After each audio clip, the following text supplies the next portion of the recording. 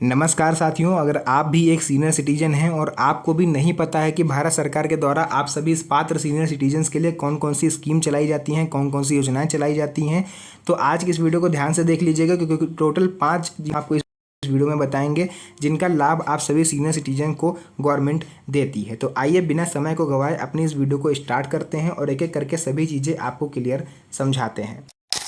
तो यहाँ पर आप लोग को लेकर के आ चुके हैं सीधे अपने मोबाइल फ़ोन की स्क्रीन पर और यहाँ पर आप लोग पढ़ सकते हो, लिखा है senior citizen right and government schemes.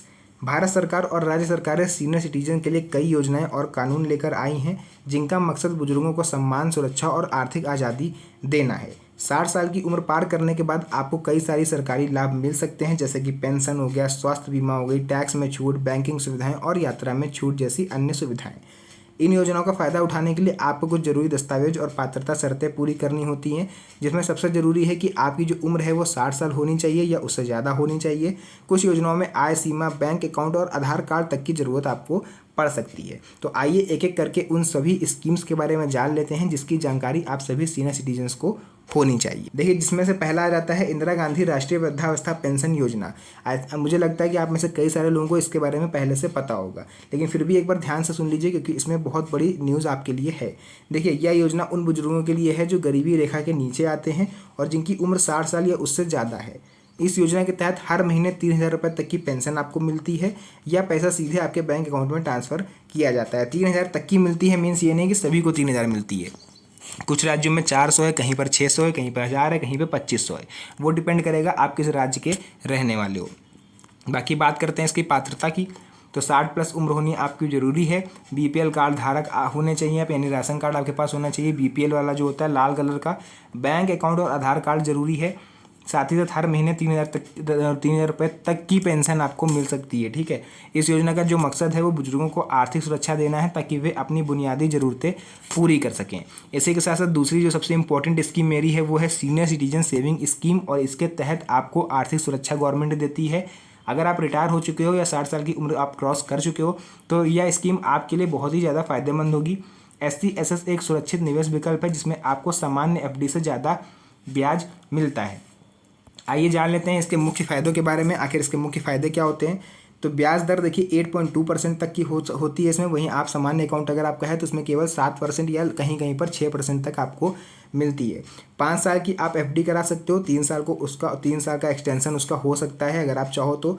अधिकतम निवेश सीमा 30 लाख, यानी इसमें आप 30 लाख रुपए से ज़्यादा जमा नहीं कर सकते। वहीं टैक्स में छूट आपको मिलती है सेक्शन 80C के तहत, यानी आप इसमें से ब्याज का कोई पैसा निकालते हो तो आपको TDS वगैरह नहीं देना पड़ेगा। ब्याज हर 3 महीने पर मिलता है, ये तो आपको पता ही होगा। बाकी ये स्कीम जो है ये आप पोस्ट ऑफिस या किसी भी गवर्नमेंट के अधिकृत बैंक में खोली जा सकती है, क्योंकि यह पैसा पूरी तरह आपका सुरक्षित रहेगा, क्योंकि यह सरकार द्वारा समर्थित है। सरकार की स्कीम है तो इसे सरकारी बैंकों में खोलेंगे तभी आपको फ़ायदा मिलेगा, जैसे पोस्ट ऑफिस या फिर SBI या फिर कोई भी अन्य सरकारी बैंक में आप इसे खोल के इसका लाभ ले सकते हो। उसके बाद तीसरा यहाँ पर आ जाता है सीनियर सिटीजन हेल्थ इंश्योरेंस। बुजुर्गों की सेहत सबसे जरूरी है। 60 साल के बाद मेडिकल खर्च बढ़ जाते हैं, जैसे सरकार और बीमा कंपनियां सीनियर सिटीजन के लिए खास हेल्थ इंश्योरेंस प्लान देती हैं जिसमें कम प्रीमियम में ज़्यादा कवरेज मिलता है। मुख्य बातें ये हैं कि 60 प्लस उम्र के लिए खास पॉलिसी इसमें होती है, प्रीमियम कम होता है, कवरेज ज़्यादा, यानी पैसे कम देने होते हैं आपको, इसमें आपको लाभ ज़्यादा मिल सकता है। अस्पताल में भर्ती अगर आप हो, आपकी दवाइयों का खर्च, इलाज खर्च गवर्नमेंट या फिर कोई भी संस्था जहाँ से आपने पॉलिसी ली है वो वहन करेगी, यानी उठाएगी खर्चा। कुछ पॉलिसियों में क्रिटिकल इलनेस भी कवर होती है। इसी के साथ साथ सरकारी योजनाओं जैसे कि Ayushman Bharat, senior citizen health insurance scheme और वरिष्ठ मेडिक्लेम पॉलिसी भी उपलब्ध होती है। फोर्थ यहाँ पर आ जाता है, फोर्थ जो लाभ आपको मिलता है वो है पब्लिक ट्रांसपोर्ट में छूट।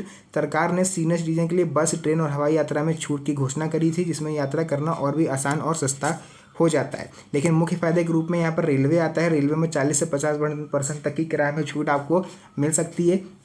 एयर इंडिया में 50% तक की छूट आपको मिलती है अगर आप फ्लाइट से सफ़र करते हो, हवाई यात्रा करते हो। कुछ राज्यों में बस किराए में भी छूट मिलती है, लाइक हरियाणा और दिल्ली जैसे राज्यों में।